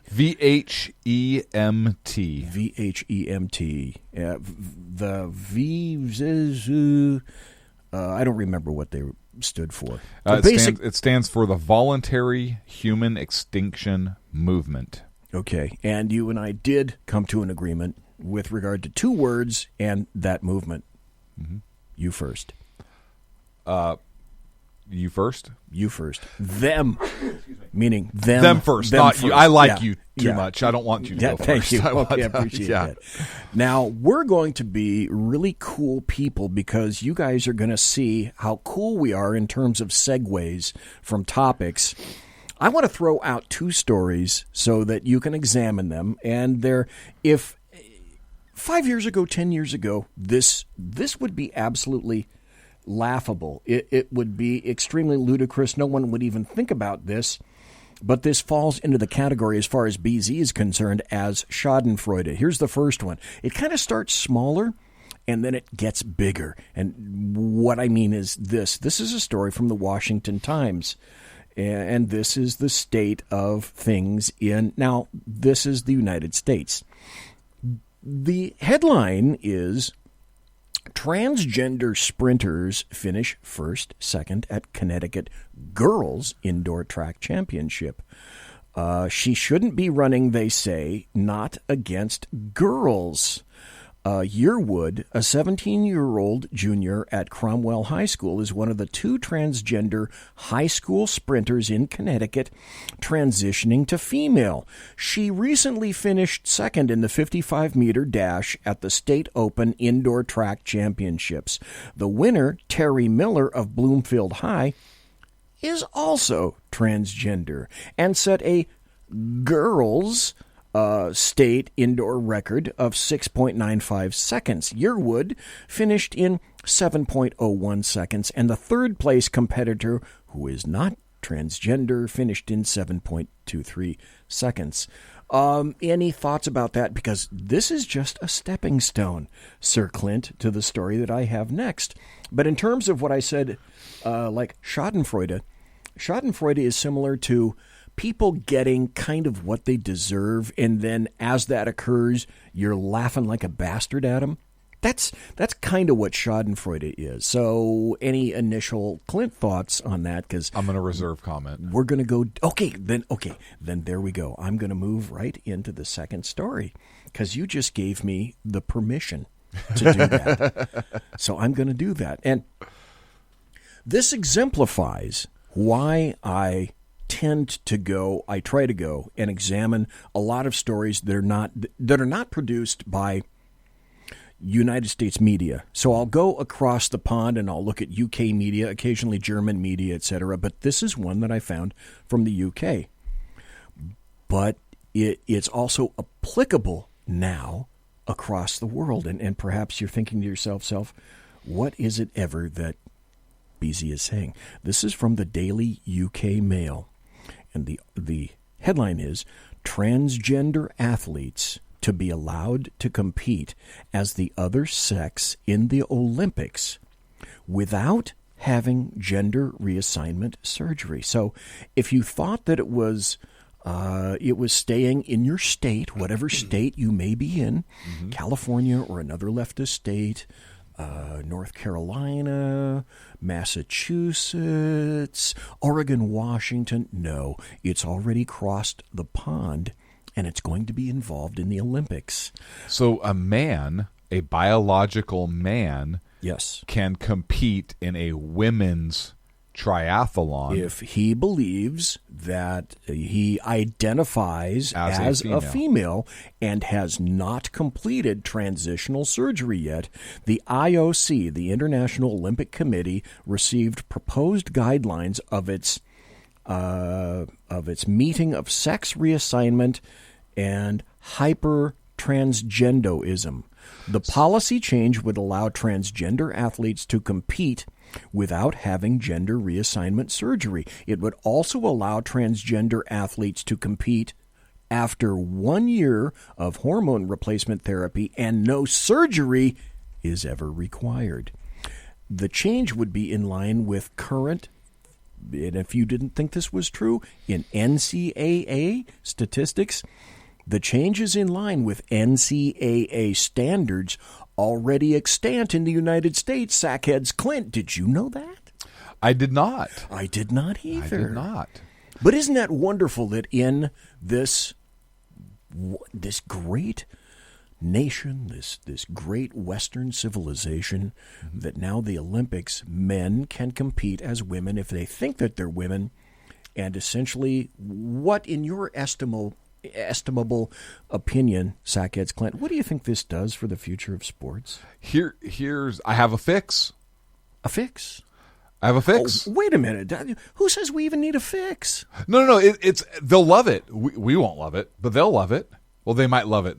So here's my fix. All right, I'm willing to listen to your fix, whatever you think that is. Here's my fix. Okay. Do away with gender sports. Why do we have a women's biathlon and a men's biathlon and a women's gymnastics and a men's gymnastics and a women's, just have gymnastics, period. That's exactly what I wrote today in social media when I saw that story right there. I said, why stop there? Yeah. Why just get rid of gender anything? Period. We have, baseball, Academy Awards, softball, or sports, or anything football. like that. Just eliminate this heinous gender stuff and let men win all the shit from now until perpetuity. I'm sure that would sit well with women, wouldn't and then it? that's sexist. How is that not sexist? If a man comes in and biological man comes in and competes in a women's sport and wins, you did. Now, is this is so bass backwards for the feminist movement if you think about it? Because sure it is. They're trying to lift women up, give women their own sports, their own thing. They can compete, and it's actually fair. They compete amongst themselves. Men compete amongst themselves. That's fair, right? Sure. But now, because physiologically men are stronger typically, right? I mean, you look at that one man, quote unquote, that one that what is a cycling event or whatever. I try not to pay attention to that garbage, but you know what I'm talking about, right? You're right. They're gonna, if men compete in these traditional women's sports. Did you hear the Martina Navratilova story that just occurred this past week? I heard something about it. I honestly didn't pay any attention to it. And it was this, and again, ladies and gentlemen, when I tell you it pleases it tinkles the nipples of BZ to think that this stuff happens, because I love seeing leftists hoisted on the petards of their own creation, and then I giggle like a little obese bastard that I am. But this is wonderful. Martina Navratilova was skewered, all right? And she's a lesbian, if I'm not mistaken. She's like 6'2", a former tennis pro for many, many years. Came out. She was a promoter of LGBT issues for quite some time. And because she came out as the result of this recently in the past week and said something similar to, well, I don't think that this is quite fair. This isn't fair to women, and women that don't have the unenhanced biological capabilities that some of these other people. And she was drug through the social media mud, excoriated. Standing up for women. And called every name in the possible book. That's the future of the insanity that we're watching right now, writ large, right in front of our faces. Martina Navratilova, a promoter of the LGBT ABCDEFGA community. Mm-hmm. Now, she's bad because she made a judgment call saying that, in her opinion, this doesn't seem to be fair. I have a question, and this is a legitimate question. This is a discussion I had today. If sex means nothing, sex in terms of gender. Yeah, biologically you mean. If biological gender means nothing. Okay, XX and XY, immaterial, right? Means nothing. Right. Then how can we have a gay community or a lesbian community? Because a homosexual is same gender sexual relationship or intercourse, correct? Okay. A lesbian relationship is the same. Well, if we have no gender identification or no gender boundaries, then how can you in fact have a same sex or a same gender relationship? Unless it's just how you identify. So following their illogical logic through, right, I would say homosexuals no longer exist. Okay, you make an excellent point about that. Let me throw this. I have another one that another situation that I'd like to throw out on the table. Yeah. If there are in truth no real genders, there is no, I don't know, for lack of a better word, no prototypical man and no prototypical woman. And men, because with the man bun, etc., men really they shouldn't be dressing a specific way, and women shouldn't be dressing a specific way, and we should all be essentially little robots. The biggest question for transgenders is why, when they're in a body that they don't care for, that they try so desperately to be what everyone else says there is nothing of. In other words, if you're female and you're trying to be male, you're embracing the maleness. In other words, you're taking testosterone. You're embracing the beard. You're embracing the pectorals. You're embracing the penis. You may go so far as to have a penis, give a dictomy applied to yourself. Add a dictomy. And so why is it that the maleness is so lusted after? Consequently, also, if you're a male and you wish to transition to female, why is it that you want, say, wider hips? What is it inherent about breasts that do anything for a woman? Because we're all the same. Why would you auger down the Adam's apple if you want to be a woman? Why would you want to have a vagina installed? Why would you want to menstruate? Because men and women are all the same. So why are these things lusted after? Why are these so sought after in all sorts of communities? Because these are the same people that are telling us there really is no difference between men and women. How does that happen? Just asking. Just asking. It's just a question. The question in the chat room is, hey, what about queers? Right. Well, queer just means different. So, right. BZ, if you're wearing a different hat than the rest of society, you're queer. I'm a little queer than I was the day before I wasn't wearing this hat. And then Kaiser's asked, what about if a woman wears a strap-on under her clothes? Well, that just means Sean's going to be interested. Okay. In her. All right, really, right? So, in some ways, it is simple. In some ways, it's simple. Okay. And I was completely being a sarcastic ass. But no, come on. Yeah. That doesn't happen. But I mean, I think these are legitimate questions. Are these not legitimate questions? If there is no such thing as maleness, why do certain people want this maleness? If being a female, there is no such thing as a female, why do certain individuals so desperately seek to be female when simultaneously they're telling us that there is no difference and we should celebrate the non-unique aspect of male and female? And hell, let's just do away with all the damn pronouns and make everybody... Well, wait, no. How many pronouns are there now? 20, according to my 30, kids, 40, it's just he and she. And there's 40, 45 pronouns now in whatever community it is that you belong to. So, I don't know. It's if this weren't so fucking sad and simultaneously stupid, you could laugh at this, but you and I both know, because of the factor involving foreseen and unforeseen consequences, and leftists absolutely fail at the ability to have introspection or circumspection about anything that they're attempting to do, it would be laughable. Oh, Kaiser in chat says 74. Okay, thanks, Kaiser. There are 74 different separate pronouns that leftists, the LDAM, leftist Democrats, and the American media maggots currently are attempting to embrace, and in some areas and venues, including schools, universities, etc., you can be reprimanded, fired, held to answer for someone's bizarre scheme if you don't address an individual by whatever pronoun it is. In California, it's criminal. That they want you to address them in as. California, it's criminal for what? Medical workers, right? Yeah, even if you make a mistake. And you air quotes, misgender someone. Criminal. You're absolutely correct, Sir Clint. Yes, you are. Yeah.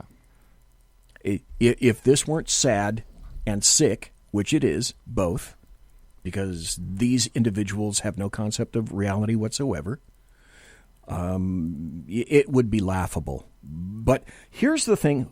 Human beings will always push the envelope as much as they possibly can. So you have to continuously ask yourself, what is the next envelope that's going to be pushed?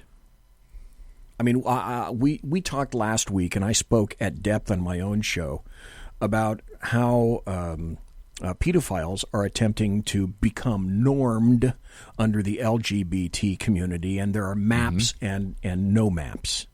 And if you don't know what that is and you didn't listen to Clint last week and you didn't listen to me the week before that, go on your favorite search engine and find out what a map or a no map is with regard to pedophiles. But it's here. Yeah, we're already changing. It's already here. So that begs the question. Kaiser.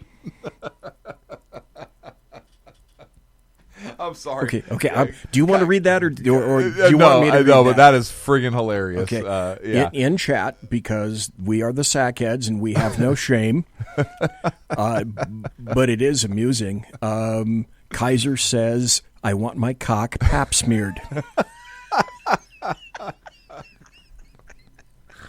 I'm sorry. Leftists want to be taken seriously,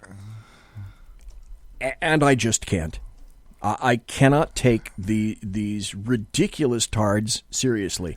And if you're offended at the word tard, 2 words, fuck you. I don't care. You can't hold anything over me.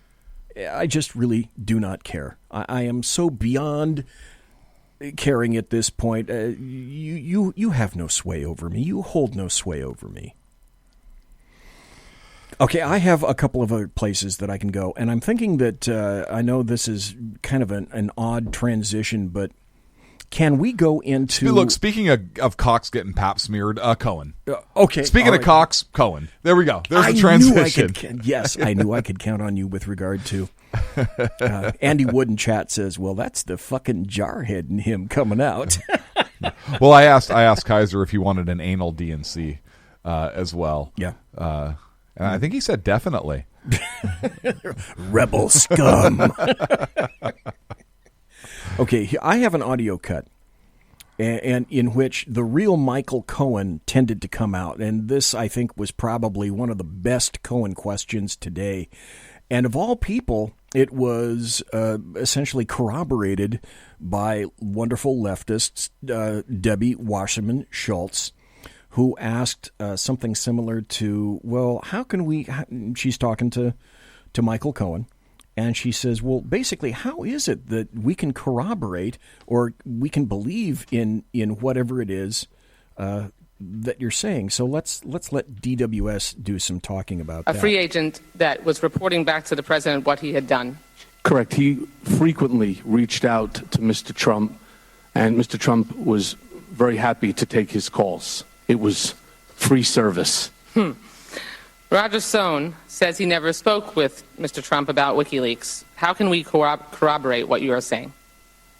I don't know, but I suspect that the special counsel's office and other government agencies have the information that you're seeking. Yeah, okay, well, that's like this. She asks the question of Michael Cohen. She says, how can we corroborate what you're saying? And his response is 3 words,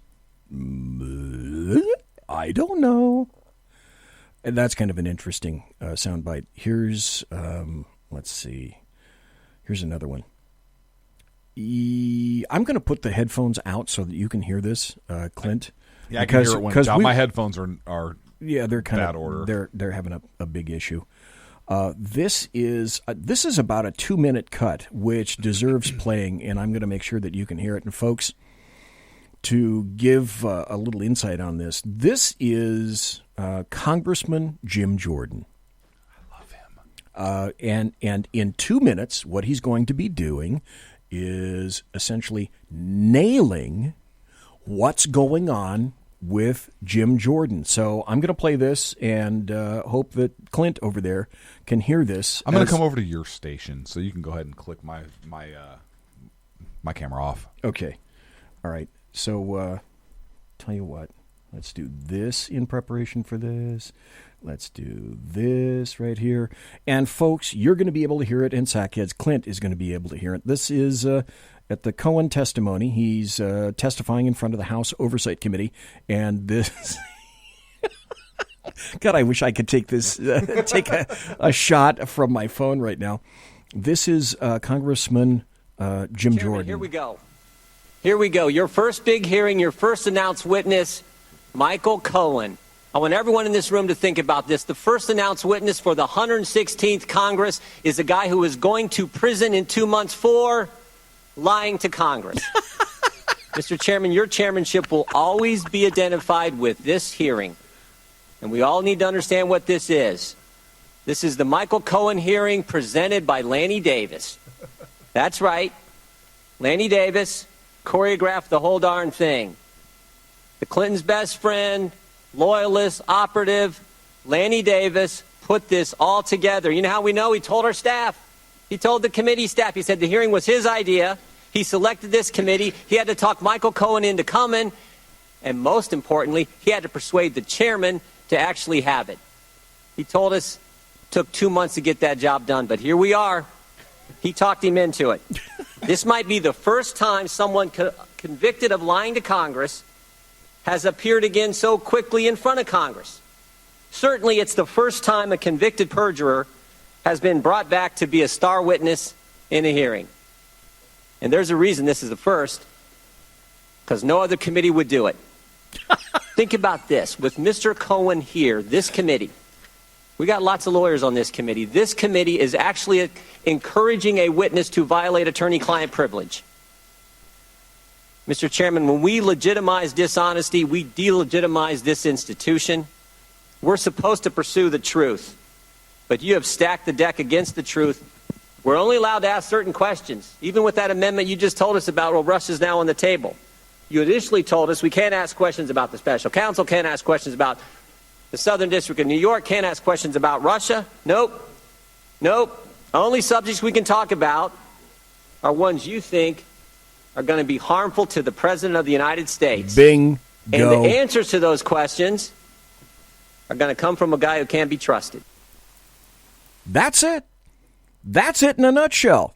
Now, in my humble opinion, Jim Jordan nailed the thing completely. So if you want to know why we're doing what we're doing and the reason for allowing Michael Cohen to speak in the House Oversight Committee, he just made the perfect example right there, which is why I think it was wonderful that we got to hear from Jim Jordan and tell everybody what the deal was. And that transitions, I think, if I'm not mistaken, to another story that you just let me know about earlier today, just before we went on the air. Sackheads Clint, correct? Correct. Okay, radio hates dead air. I know you. I just like staring at you like longingly.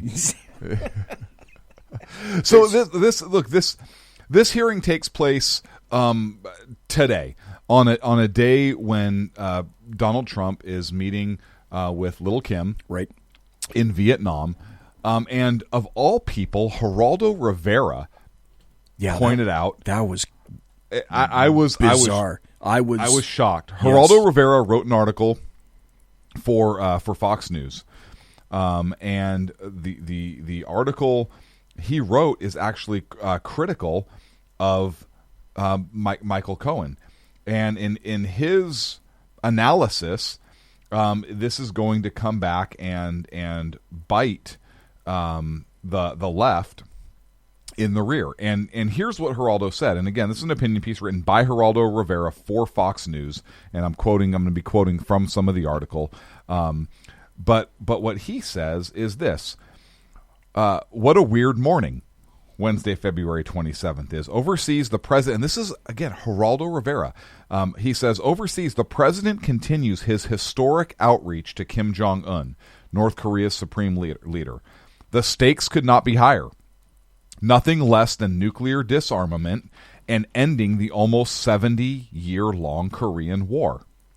To Democrats, especially those on the House Oversight Committee, the potentially giant step toward making the planet safer pales in comparison to the opportunity to unsettle the Trump presidency and possibly pave the way for his eventual impeachment. These raw meat, take no prisoners politicians have been circling shark-like around Michael Cohen, the president's former fixer, who is, as you read this, stabbing his ex-boss in the back. In his opening remarks, Cohen branded Trump as a racist, con man who cheats everybody and advances knowledge of WikiLeaks, blah, blah, blah. He goes on to say, the fact that these hearings are going on this week as President Trump works hard in Vietnam to make the world safer shows how our political discourse has degenerated into a sleazy game of gotcha.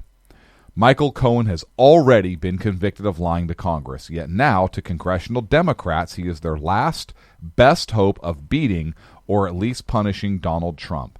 Unless Cohen has more than I've heard so far, his personal betrayal will fail.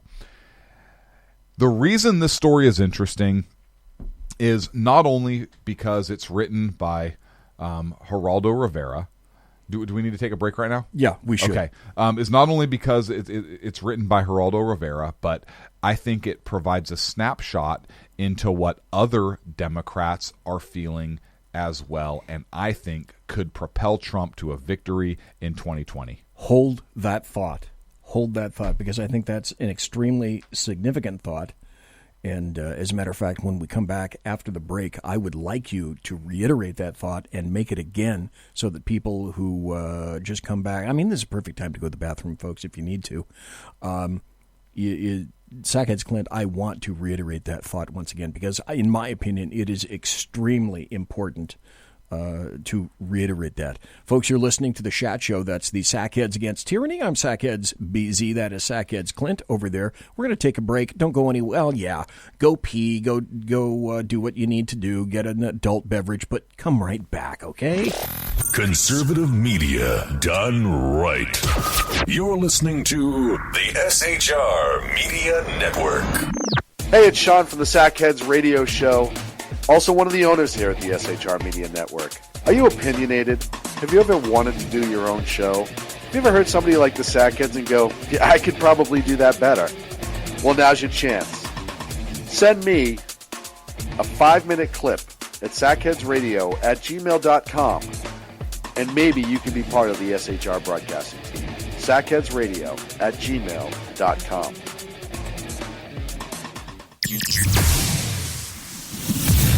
Broadcasting behind enemy lines in occupied California, a mere 2 miles from the state capitol, the bloviating Zeppelin's Berserk Bobcat Saloon Radio Show can be heard every Tuesday and Thursday night at 8 p.m. Pacific and 11 p.m. Eastern, only on the SHR Media Network. Go to shrmedia.com to listen. You can also watch on the SHR Media Facebook page and the SHR Media YouTube channel. No goldfish were abused in the making of this ad. When dirty politicians, shadow governments, and deceptive Islam blind the world with fake stream media smoke, their only fear is one man with a cane. I'm Dave Milner. Join me through shrmedia.com, highplainstalkradio.com, and the Western Free Radio Network at Spreaker, YouTube, and iTunes for a different perspective weekly on the Unpleasant Blind Guy. And catch me on Jeff Mitchell's EDL Radio on blogtalkradio.com. There's no surrender ever, because truth is not always pleasant. Hey guys, it's Sackhead Clint. I'm excited to tell you about a brand new show here on the SHR Media Network. I'm teaming up with the one and only all-powerful, the bloviating Zeppelin, sitting here to my left, bringing to you a fresh new show here on the network. It's Against Tyranny. And we'll be picking up where the Sackheads left off. Excited to be with you, sir. Sackheads Against Tyranny. We're going to chat. We're going to chat Wednesday nights. Sackheads Against Tyranny. Wednesday night, 11 p.m. Oh, it's the same time, right? 11 p.m. Eastern, 8 p.m. Pacific. Same SAC time, same SAC channel. Yeah. SHRmedia.com. See what I did there? It's your business diva here, Melanie Collette. I am inviting you to a front row seat as I discuss some of the most intriguing details of wealth and finance with today's movers and shakers in the world of business. Listen in and discover financial truths on a global, domestic, and household scale. Uncover topics that will impact your wallet today and in the future. Money Talk with Melanie airs Monday through Friday, 5 p.m. East, 2 p.m. West, right here on SHR Media and High Plains Pundit Talk Radio. You can't afford to miss it. Human by race, Christian by faith, American by nationality, and conservative by choice. Reverend Ralph J. Chittum Sr. is the right guy on SHR Media from 8:05 to 9 p.m. Monday through Friday. And if on the rare occasion I am ever wrong, I will still always be right. The right guy on SHR Media. Hey, this is Michael Wright. And I'm Shannon Wright. Join us for The Right Way with Shannon and Mike, Monday through Thursday from 7 to 9 a.m. right here on SHR Media. Why are they joining us? For fun things like sports, politics. Oh, maybe some news and entertainment? And all kinds of other things. Money and recipes and events, all kinds of stuff. Yeah, so join us Monday through Thursday, 7 to 9 a.m. here on shrmedia.com. Hey, BZ. So the plan's working. You got rid of Sacco. Sean is now stepping away. I never even saw him. And I know, and insidious. You know, we talked about this for a good for the last 3 years, and finally coming to fruition. You know, I'm still in the room, right? It's almost like he's here still. Did you hear that? Yeah, it's kind of. It's amazing. It's kind of at you. It's kind of eerie. Kind of a poltergeist. Like a poltergeisty thing. Yeah, Sackheads against tyranny. You're listening to the SHR Media Network. Ladies and gentlemen, boys and girls, children of all ages, it's the final 25 minutes of the Sackheads Show, the Chat Show, Sackheads Against Tyranny. I am Sackheads BZ, Mazette Meister, one each. And across from me over here is Sackheads Clint. These are the final minutes of the show, and we were talking offline here. We both said two things. Number one, this show just screamed by tonight. It went just boom. And number two, we both agree that we have had one hell of a time tonight, having a great time. Hope that you have too as well at home listening or watching right now or listening a little bit later on in podcast. We've had a great time. Hope that you have too. And we think that these have been some great topics and we're just enjoying. I don't know if you guys are, but we got to say we're enjoying the hell out of being here tonight. And we appreciate you being here tonight as well. And all the people that are in chat. Look at all the people that are in chat. It's cool. I'm enjoying it. And we still have more stuff to go. Now, before we left for the break, Sackheads Clint was making a really excellent point, and I hope you might be able to reiterate that. So can you let folks, can you kind of recap again what you were saying as we broke? Because I think it's worth repeating. Yeah, I think that with Geraldo Rivera writing an article that he wrote, the article that I quoted from, it's clear that, and Geraldo Rivera is not a friend of Donald Trump. No, he's not a friend of the right, and he's a leftist. He is a leftist. Always advocating for more immigration, et cetera, et cetera. We shouldn't be so judgmental of these poor people. Yeah, I've heard him be measured on some things in the past, and I agree with some of the chat that's going on in chat roll right now. He used to be a great investigative journalist. He's kind of gone off the rails. But to see this article from him tells me a couple things. It tells me that the people on the left, or the people on the left that are capable of critical thinking, are see the bullshit.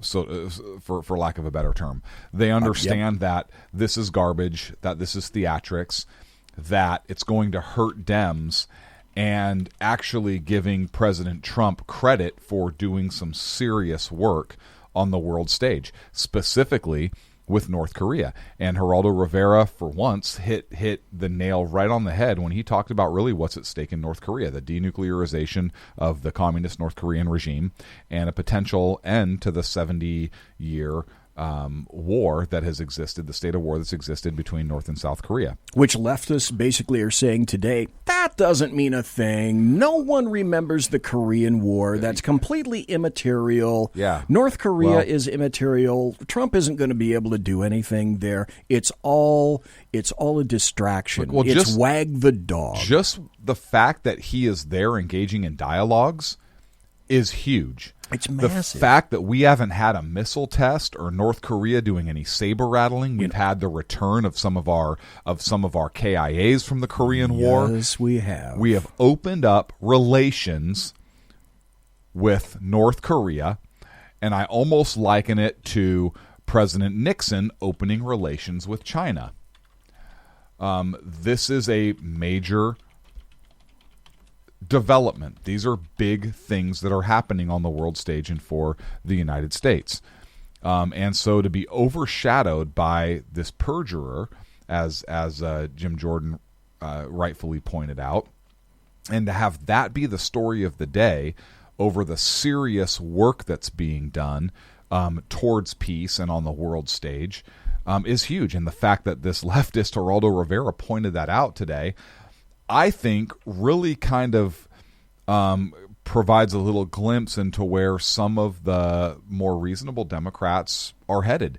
And look, if you have a hard left candidate and Donald Trump is doing those things and doing good things to where even Geraldo Rivera is acknowledging both the ridiculousness of the Cohen testimony and the greatness of the work that Donald Trump is attempting to do, I think that Donald Trump could win 2020.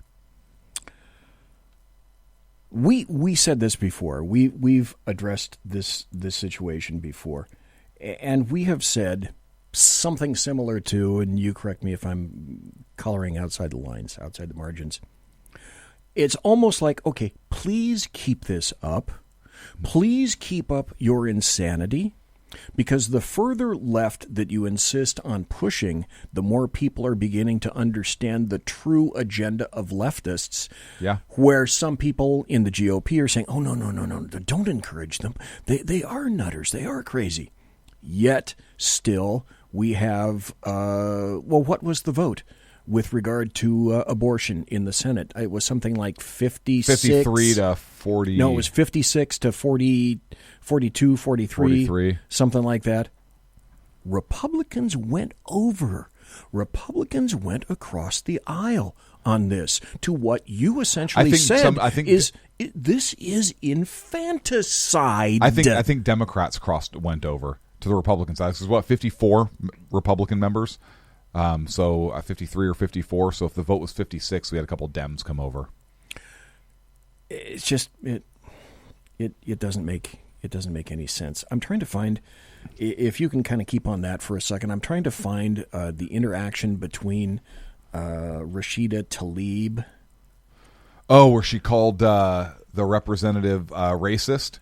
Essentially, yeah. Is that the story you're talking about? Yeah, let me see if I can find it. Yeah, that is crazy. But you know what's funny about the Democrats are kind of going off the rails, but in one area in particular, and I know you're trying to find that story, the Republicans are actually kind of getting back on track. In California, the California Republican Party is trying to get a comeback because they realize how off the rails the Democratic Party has been, and Jessica Patterson has been elected or selected to chair the California State GOP, and she is the first ever woman to chair the GOP, and she's a Latino woman to boot. So that is unique, and that may be indicative of some kind of a marker, but you can't place all your eggs in that particular basket. Correct. Certainly because this is California. Correct. And you know the Dems are you have inside. We've already talked about how hard left they're going, but there's a report that came out that 2020 Democrats are being urged to back a push to pack the Supreme Court. And there's been one Democrat candidate, I have to go through the article to find out who it was, that said, I don't know that I'm supportive of that, but there are others who are open to that idea. Hell yeah. Okay, I've got the cut up. It's I think it's a 4-minute cut. I have not previewed this cut, so I have a general idea where this goes, but I don't know how long I'm going to let it go. Yeah. I don't know if you want to come over here so you can hear it. Like I say, it's 4 minutes, 58 seconds. If you click your earphone off, I can hear it. Okay. So we're going to play this. This is Rashida Tlaib, who literally goes off at the Michael Cohen hearing to the point where one of the other guys, and I can't think of the guy's name, actually a Democrat, actually has to rein her back in. And let's see if I've queued this up appropriately. It's the fact that someone would actually use a prop, a black woman, in this chamber, in this committee, is alone racist in itself. Donald Trump is setting a Mr. precedent. Chairman, I ask that her words Donald be Trump taken is setting down. a precedent. I reclaim my time. Mr. Donald Chairman, Trump is setting a precedent. Mr. That Chairman. the highest office can be attained Mr. Chairman, the rules legal are clear. activity. Cover up and hold on to business assets to break campaign finance laws and constitutional clauses. What we have here, Mr. Chairman, is criminal conduct and the pursuit of the highest public office by Mr. Cohen and Individual 1. I hope that the gravity of this situation hits everyone in this body, The court report. and in Congress and across this country. Thank you, Mr. Chairman. I yield the rest of my time. Mr. Chairman, I ask that her words, when she's referring to an individual member of this body, be taken down and stricken from the record.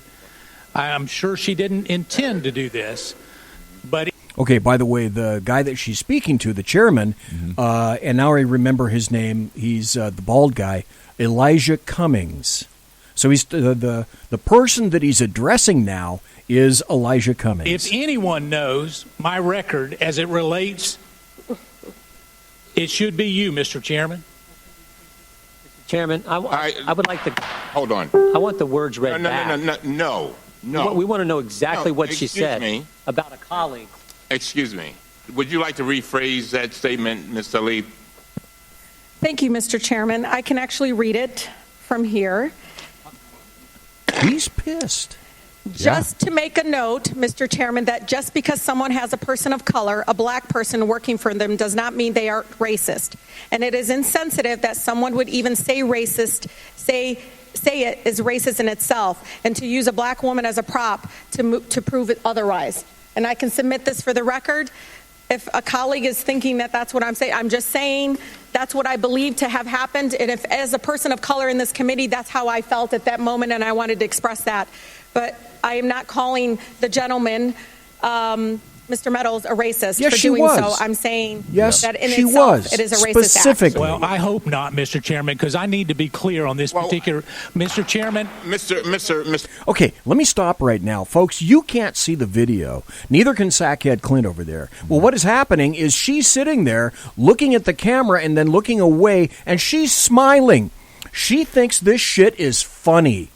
This is a freshman first year, first 2 months on this panel. And this is funny because she's getting a rise out of the other guy. She's getting a rise out of her chairman, Elijah Cummings. And you ought to see Michael Cohen is sitting there, actually sitting back in the chair, hasn't said a thing. And he's watching the artillery shells fly back and forth between these two people, completely uninvolved. And she's laughing now. She's smiling. She thinks this is funny. Mr. Meadows, wait a minute. I've defended you Mr. Meadows, with false accusations. Mr. Meadows, I'm the chair.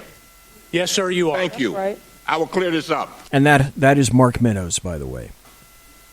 Now, Ms. Tlaib, I want to make sure I understand. You were not intending to call Mr. Meadows a racist, is that right? No, Mr. Chairman, I do not call Mr. Meadows a racist. Okay, Sackheads Clint, from what you heard, did she call him a racist? She didn't specifically call him a racist, but she insinuated the crap out of the fact that she thought he was a racist. Right, and directly to his face And in an directly to his open face. chambers Yep. in public. Yep, and even there's her- no other. What other interpretation could one take out There's of what none. it is that she said? There's I none. submit there is no other even- interpretation even to with make. you can tell the contempt dripping off her lips when she says, And her smile. I did not call him a racist. That's like my freaking kid. Yeah. Well, I didn't I call you that. Do it. It wasn't me. I am trying, Wait a minute, hold as on. a person of color, Mr. Chairman, just to express myself and how I felt at that moment. And so So you just felt for the he was a record, racist. that's what Yeah. was my intention. All right. All right. Mr. Meadows. Mr. Chairman. Okay, so I think we've had Feelings. enough. Yeah. I was expressing how I felt. You're a member of Congress. It's not your job to give an emotional response. Well, as far as she's concerned, apparently it is. So, folks, you needed to hear that. I wanted to make sure that you heard that. And what it's doing is it tends to, and it lends itself credence to what I and Sackheads Clint have said for quite some time. There are two ways of looking at this. I tend to look at it as, okay, keep this stupid crap up, because what it's tending to prove time and again, that you guys are nothing but loud-mouthed morons.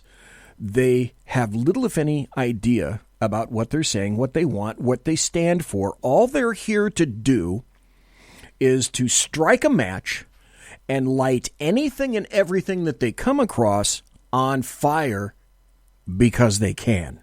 Mm-hmm. And that thought, that prevailing philosophy, also applies to President Trump. If there's anything at all that they can do to shoot down or impede President Trump because he does not conform, and he was made and continues apparently to be made of Teflon on so many issues, they've never come across a cat like this before. And it's all about, at this point, I submit that the people of the United States, you don't matter to leftists anymore. You can all go to hell. It's all kabuki theater. It's all a production. And if they can burn everything down, they possibly can. Whether they're doing anything, whether they're working against America or working for America, I don't think that really factors anymore, as long as whatever it is that they're doing continues to help to bring down President Trump in any fashion. They cannot accede any victories, any pluses, any accomplishments that he's managed to make in his 2 years now. 3 years, almost 3 years, the end of 3 years. We've got elections in 2020. We got 6 more minutes left. I wanted to hit this. Let's see. Okay. Here's a story, and I want your thoughts on this, Sackheads Clint. I just saw this in Bloomberg.com. Don't know if you've heard this. Joe Biden says, the most important people in my life want me to run for president in 2020. So it says, stepping further towards a presidential run in 2020, and closer than he ever has before, former Vice President Joe Biden declared yesterday, that his family, including his grandchildren, are encouraging him to launch a White House bid. And it looks like we got about 6 minutes left, right around in there. Any thoughts about Joe Biden? Because initially, before, we were saying no. Well, now apparently, it's something different. We talked about it, and I said, I don't remember if it was last week or the week before, but within the last few weeks, we've talked about the fact that, in my opinion, Joe Biden is, at this point, the only Democrat, I think, who could beat Trump. I think that Joe Biden can come across as likable. I think he comes across as knowledgeable. He comes across like sympathetic. Let's throw sympathetic in there because of the passing of his son. He comes across as a statesman. He knows the issues. He knows the ins and outs of legislating for sure. He's infinitely more the statesman than about 90% of the leftists. Yes, and I think that he would give Trump a run for his money because he's. I think Joe Biden is well spoken enough, and like I said, I use that statesman's term. I think enough to come across as being that way to where if Trump fired at him, I think Joe Biden is sharp enough to fire back, but not to fire back to the same degree as Trump has. I think he'd hurt him by making a comment in there, but the comment would still be acceptable, would still be statesman-like, would not cut as much. And I think the fact that he would be able to hit Trump, maintain his composure, and be quote-unquote more presidential than the president, I think would pull the moderate voters and even some Republicans that don't like Trump. I think that Trump would have to really tone that down and run on his record to have a chance of beating Biden. But if Trump were to pop off Biden. I think that Joe Biden's conduct would outperform Donald Trump's accomplishments in office. Yes, and I would also throw the word in there that people may have forgotten after a while, Bidenisms. It's also interesting. You know, you got to admit, Joe Biden was entertaining as hell. He was. During the Obama era. Was he not? Then Kaiser in chat also says, Joe Biden, the molesting uncle in your family? But we do... Trump has plenty of Trumpisms. And Trump says off-the-wall crap all the time. That's very true. Right? So, and who comes across better in their isms? I submit that Joe Biden comes off better with his isms than Trump does. Would you be amenable to saying that if it's Joe Biden, that Donald Trump would actually have to be a little cautious in the way he addresses Joe Biden, a little bit more cautious than he would be, he would find himself being against a lot of the people that are so sinfully left that they're caricatures of themselves. And that's kind of my point. The big question I have is this: can Joe Biden win the nomination? We already know that Hillary Clinton, it seems, stole the nomination from Bernie Sanders. Yes, all indicators are yes. So at the DNC, it seems like they were ready to put all of their eggs behind the socialist. So Which is weird. So I don't know, given the current makeup of the Democratic Party and the hard turn to the left that the Democratic Party has taken, I don't know that if Joe Biden could actually get a nomination. I think the establishment Democrats would. I think the moderate Democrats would, but the hard left, I don't think they'd support him, and I think it'd be close. Here's a final story that I'd weigh in there, and I want to make sure I mention this before the end of the show, and I'll be brief. This is a story from The Hill. And the title of this, the headline is, Hillary Clinton says she can't imagine running for president again. Hillary Clinton says she can't imagine running for president again, but says in a new interview that she's going to keep speaking out about President Trump. Final question to Sackheads Clint. Do you believe her? I don't believe anything she says. Is it possible that she will actually throw her hat in the ring, or it's at possible. this point is it just too late because so many other people are lining up? No, I think it's possible. I think she's waiting to see what Biden's going to do. I think she knows that she can't beat Biden. I think that if Biden doesn't throw his hat in the ring, she might throw her hat in the ring as the moderate choice.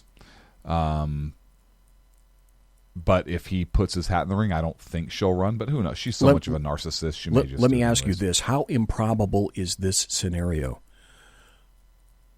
Joe Biden president, Hillary Clinton VP. Yeah, that's possible. And Biden being a one-term president because of his age. So perhaps the understanding of Biden. When I go away, it'll automatically turn over to you. Yep. Hillary Clinton. So how about this scenario? A Biden-Clinton ticket. Biden runs one term.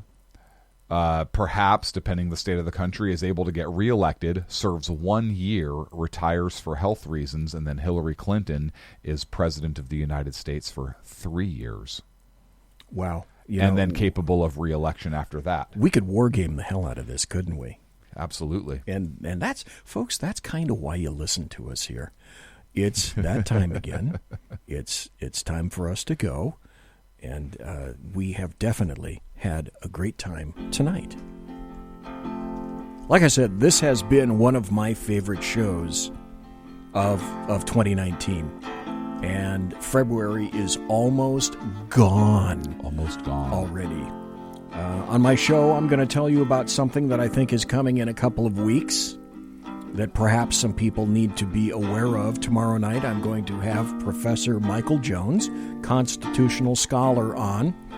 Thanks for listening tonight. I'm Sackheads BZ. That's Sackheads Clint. So thanks for listening.